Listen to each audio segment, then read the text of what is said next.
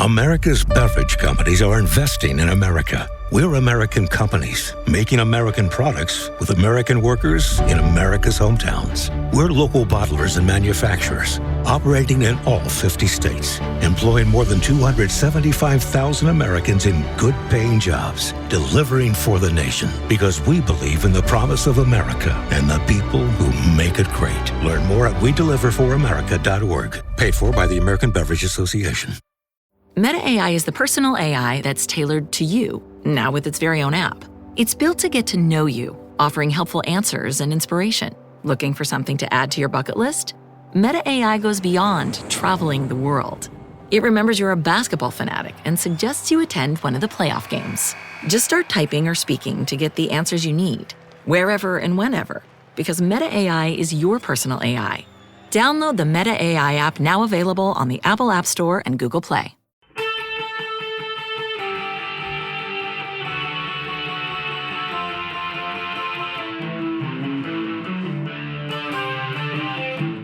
This is the Daily Blast from the New Republic, produced and presented by the DSR Network.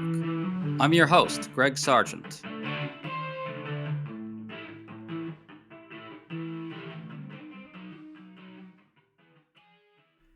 President Donald Trump looks like he's all set to take us to war with Iran. After a period in which he seemed to want to negotiate with Iran, Trump has now tweeted that he wants Iran's unconditional surrender. The New York Times has a deep dive into Trump's deliberations on this, if that's the right word, and the findings are extraordinary. We're drifting into war with Iran even though our own intelligence assessments don't appear to support the case for it. And Trump was influenced in his thinking on all this by what he saw on Fox News. Meanwhile, some prominent MAGA figures are aggressively warning Trump against taking the plunge. Today, we're really fortunate to be making sense of all this with foreign policy veteran Matt Duss, who was a longtime advisor on the Hill and is now executive vice president at the Center for International Policy. He has a great new piece for Foreign Policy magazine on what's about to happen. Matt, thanks for coming on. Thanks, Greg. Great to be here. So last week, Israel started bombing Iran's nuclear facilities and killing its senior leadership.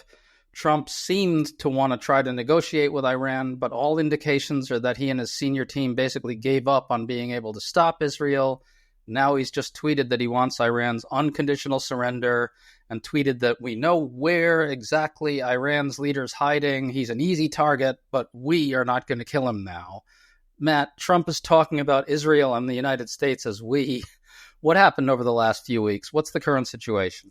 Well, yeah, as you said, Trump more than seemed to want to cut a deal with the Iranians over their nuclear program. He very much, he was invested in this. He had his special envoy, Steve Witkoff, who had engaged in multiple rounds of talks with Iranian negotiators. I think Trump famously announced these talks a couple months ago in an Oval Office meeting with Benjamin Netanyahu, who seemed none too pleased about that announcement at the time. But from all reports and also from what I'd heard just privately from folks who were close to the talks, there were still some ways to go, but there was a real interest on the part of the Iranian government and on the part of Trump and his team to get to an agreement. I mean, I think things started to go badly once Trump publicly endorsed this idea that any agreement would have to end Iran's domestic enrichment capacity. This has always been a red line for Iran, even though they have submitted to intense restrictions in the past, including on Obama's nuclear deal. I mean, Iran has always maintained that it does have the right to enrich under the NPT, the Non-Proliferation Treaty.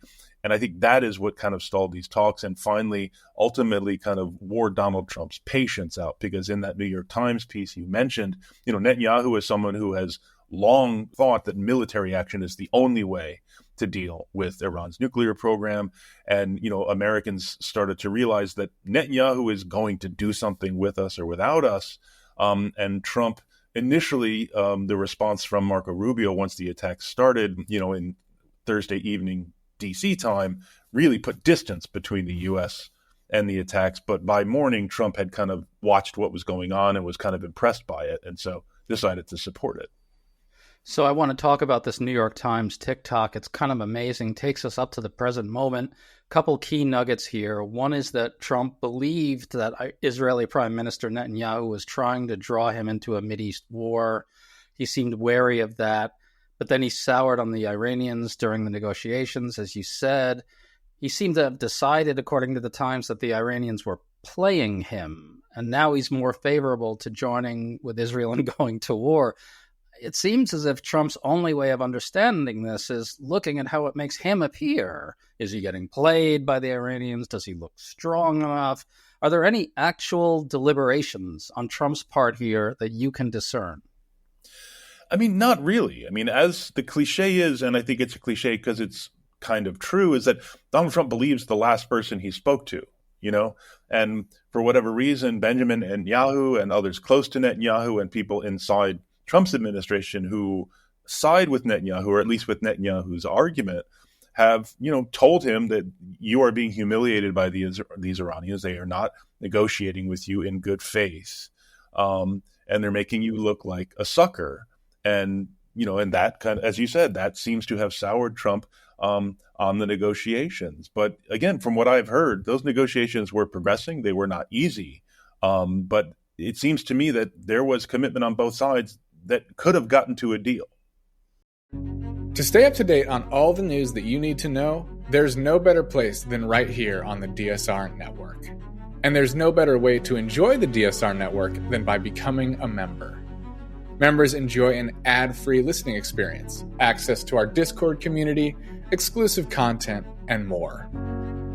Use code DSR2025 for a 40% off discount on sign-up at thedsrnetwork.com/buy. That's code DSR2025 at thedsrnetwork.com/buy. Thank you, and enjoy the show.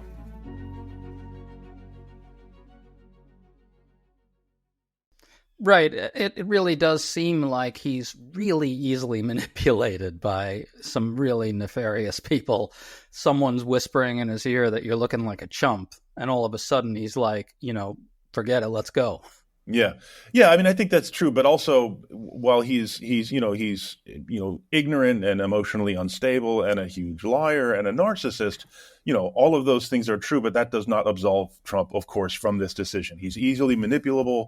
But this is on him. That is where we are now. He has engaged the United States in a new war in the Middle East. And he seems to be on the brink of going just all in behind it. And there's something really deeply troubling here if you connect the dots in the Times report as well. As everybody knows, Trump shot down his own director of national intelligence, Tulsi Gabbard, the other day. She had said the intelligence community didn't believe Iran was actively building nuclear weapons. Trump rebuked this, saying, quote, "I don't care what she said. I think they were very close to having them," close quote. And yet, Matt, the Times also reports the following. I want to read it. Senior administration officials were unaware of any new intelligence showing that the Iranians were rushing to build a nuclear bomb. So what is the basis for Trump's conclusion that Iran is very close to having nukes? Where's he getting it from? No, he's just getting it, he's getting it from himself. He's decided that's what he believes. He's getting it clearly from Netanyahu. And, when I saw what he's saying now, I saw echoes of, let's remember in 2017 in Helsinki, when he met with Vladimir Putin and was asked about, U.S. intelligence reports that there had been Russian interference in the recent election, in the 2016 election. And Trump was like, well, Putin, why would he do that? I kind of believe Putin over my own U.S. intelligence analysts. And that's what we see here. He's been convinced by yet another right-wing authoritarian leader to disbelieve the assessment of the entire U.S. intelligence community. Well, Matt, let's have a little comic relief here for a second. The Times also reports that after Israel's bombing started, Trump saw on Fox News that Israel's military strikes were being portrayed as genius on Fox. And then at that point, Trump started claiming more credit for this in phone calls with reporters. Then he started leaning toward joining Israel in war against Iran. Matt, can that be real? the great anti-war Trump, hates foreign entanglements, ran against Hillary Clinton and against Kamala Harris as the anti-war candidate, literally getting led into war because he thinks it looks totally cool and awesome on TV. That's what that says. Yeah, unfortunately, that I believe that completely. I think had this war not gone well in the first 24 hours, I think we could be in a very, very different place. Had there been different coverage, had there been more pushback from his own party, from the media, I think Trump would be in a different place right now. Unfortunately, as you said, Fox News was always going to back this. Members of his own party, which still remains extremely hawkish. People like Lindsey Graham, Tom Cotton, have been praising this. So the people he's hearing from right now have convinced him that this is a good idea. Right. I want to read Trump's quote again. Quote, "I think they were very close to having them." Trump's own officials not concluding that. So he had to get it from somewhere. And I think you're exactly right. It's from Netanyahu. It's from Tom Cotton. It's from Lindsey Graham. Those are the people who are telling him that this is what he should believe. Right, and it's and of course, right, our the U.S. intelligence communities had pretty much the same assessment going back to 2007 when we saw that national intelligence assessment first declassified. That there was weaponization work that probably took place before 2003, but there's no evidence that Iran has continued that work or that they have made a decision to pursue a nuclear weapon. That assessment has not changed. But of course, we see this with the Israeli government a lot on a whole range of things, like spreading disinformation, making claims that don't actually pan out. But by the time people realize that those claims were BS, the Israelis have already moved. And that's, again, what we see here. Well, you had this great piece making the case against the U.S. rushing into war. Can you recap that argument for us? Sure. I mean, the point I make there is that, Donald Trump did campaign as an anti-war president, especially in the last few weeks of the 2024 election. And as you noted, even in the 2016 election, people remember that famous primary debate in I think it was 2015, when you had like a dozen candidates up on stage, and he just came out and said that, the Iraq war was a disaster. All of these wars are not making us safer. They're a huge waste of money. And that was scandalous at the time on that stage only. Like, everyone in the rest of the country was like, yeah, that's right. That the Iraq war was a really stupid thing to do. And he also campaigned in that way in 2024, where the Harris campaign, really seemed to lean into, a defense of kind of the militarist status quo, refused to distance herself from Biden's war, his support for the war in Gaza. And Trump was able to get to her left, essentially, by saying, there's war everywhere. I want to end these wars. I want to make peace. And even if that's not true, and of course it's not true, Trump is lying about that, was lying as he lies about so much. The fact is, he correctly understood that there was a big constituency in this country that wants the U.S. to stop making war and start making peace. And they were willing to believe him. I'm not going to say that's why he won the election, but it's important to understand that there is a constituency in this country, a very large one, of both parties and independents, that believe that we've been wasting money and lives and resources and attention on these military interventions around the world over the past 20 plus years. And there's now an opportunity for Democrats, one Democrat, even a group of Democrats, to kind of move back into that lane, to say, this is what we're about. We're about keeping our country safe, but not going into war all over the place, because Trump has created that opportunity for them. And I really want some Democrat to take it. Well, that brings me to the final question here. To close this out, in your piece, you point out that a number of Democratic senators have made a pretty forceful case against going into Iran. Where do you think the Democratic Party will come down here? I'm somewhat hopeful that we're not going to see a rerun of the run-up to Iraq, in which a lot of Democrats rolled over for George W. Bush. We don't have a September 11th this time, which made a lot of Dems feel like they couldn't oppose war.